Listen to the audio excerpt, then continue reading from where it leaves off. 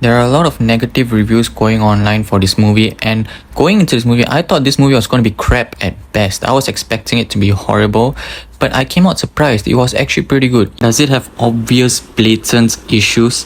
Yes, it does. But is it fun and great? Yes, it is. And it might be better than what some of you would be thinking.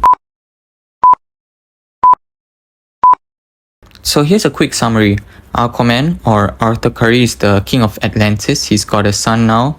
Black Manta, Kane, gets hold of this black trident which fuels his anger as well as gives him power, and he's hell-bent on destroying Aquaman, his family and Atlantis, and the only way to do that is to bring back the king of the lost kingdom. So let's start with the good. My favorite part about this movie is Patrick Wilson as Orm. Patrick Wilson was probably the best part of the movie for me.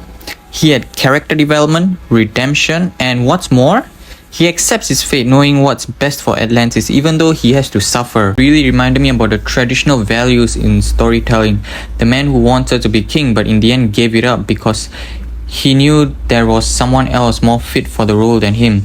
Or even the man who accepted his fate of suffering for the greater good, which is his nation, Atlantis. He went from being this one-dimensional villain in the first movie to this more nuanced and reflective character in the second one. He reflects about things from his childhood with his father training him to be king, telling him about his other half-brother who wanted to take his place. But in this movie, he realized that Arthur does not want to be king at all. This causes him to be a bit more reflective. There was a scene in this movie where this scientist, he's a surface dweller, surrendered to both Arthur and Orm. Arthur wanted to knock this guy out, but Orm said to leave him be, showing his growth. Or even when he had the chance to kill another surface dweller who tried to kill him, he let that human live. He's changed from a guy who wanted to destroy the surface in the first film to somebody who's learning to appreciate it.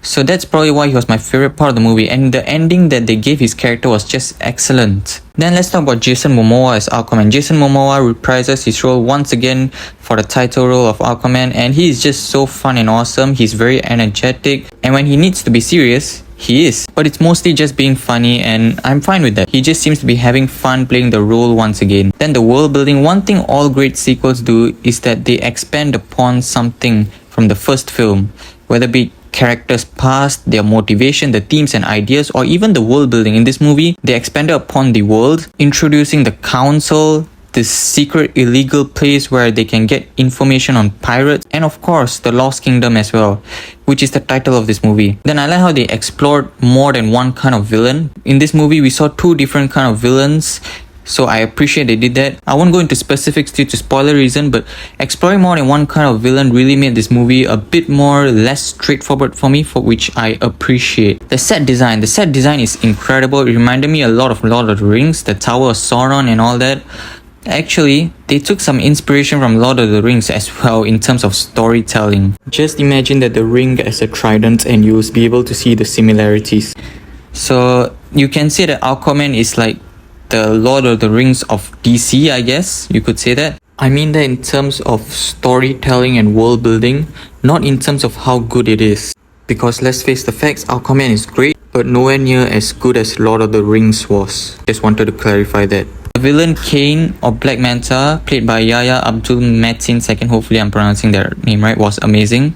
Unlike the first film, he was more of a menace in this movie. He was much stronger. I really have a strong preference towards villains who are really strong and pose a threat to the hero from the beginning of the story, rather than just taken to be a joke. And the ending of the movie was pretty good too. It really had some of the old traditional storytelling kind of endings. This is the final DCEU movie before James Gunn starts his own universe. The ending of this movie is not tying up all the loose strings in DCEU. No, they didn't end the DCEU. This is an ending only for the Aquaman movies. So it was tying up all the loose strings from the first Aquaman movie and this one as well. Additional information, I only have one additional information.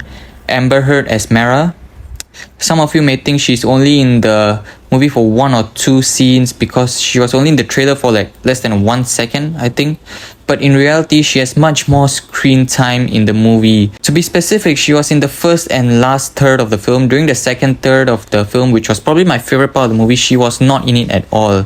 Her appearance did not bother me. However, I can see some people being turned off by seeing her in the movie. It's completely understandable if you don't watch it because of her, but I'm just giving you, in which parts of the movie that she did not appear and she appeared. Then let's talk about the drawbacks.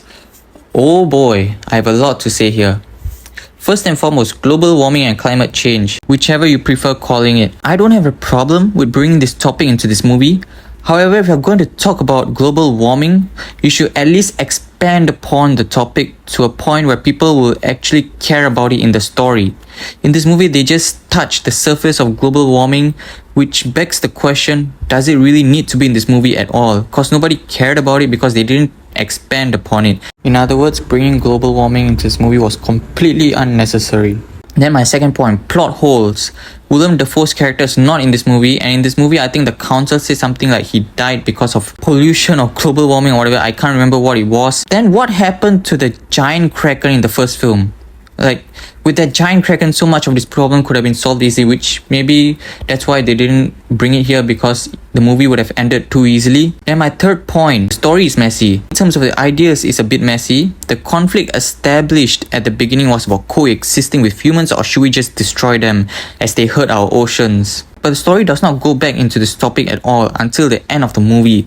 It was grappling with too many ideas into this insufficient runtime that they had. The fact that they had so many expositions in this movie was a proof of that. Then the CGI was great for most of the film, but coming closer to the end of the film, the quality of the CGI got a bit questionable. So here's my summary. It is a fun and great time, filled with flaws.